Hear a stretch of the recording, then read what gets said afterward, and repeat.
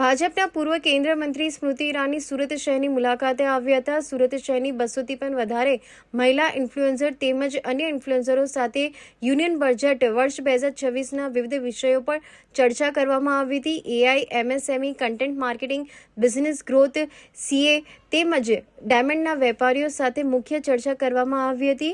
ભારત દેશમાં આવનાર સમયમાં ભવ્ય એઆઈ સમિટ યોજાશે તેવું સ્મૃતિ ઈરાનીએ જણાવ્યું હતું.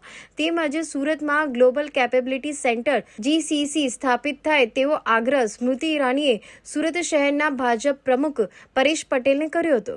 સ્મૃતિ ઈરાનીના સુરત શહેરની મુલાકાત બાબતે બીજેપી ગુજરાત વાઇસ પ્રેસિડેન્ટ જંખનાબેન પટેલે વધુ માહિતી આપી હતી.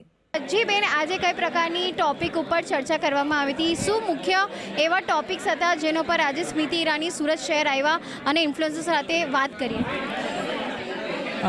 કેન્દ્રીય પૂર્વ મંત્રી એવા સ્મૃતિ ઈરાનીજી આજે સુરતમાં હતા. એમએસએમઈને લઈને એમને ચર્ચાઓ કરી.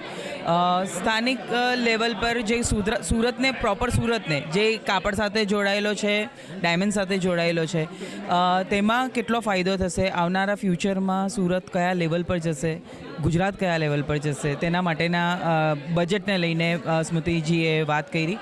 આવનારા સમયમાં ઇન્ફ્લુઅન્સને લઈને પણ આજે જ્યારે આટલી ટૂંકી નોટિસમાં જ્યારે સ્મૃતિ ઈરાની આવ્યા છે ત્યારે 200થી વધારે ઇન્ફ્લુએન્સર્સો એમના અલગ અલગ વિચારો મૂક્યા કે કઈ રીતે એમને બેનિફિટ થશે, તો તેની પણ સ્મૃતિજીએ વાત કરી.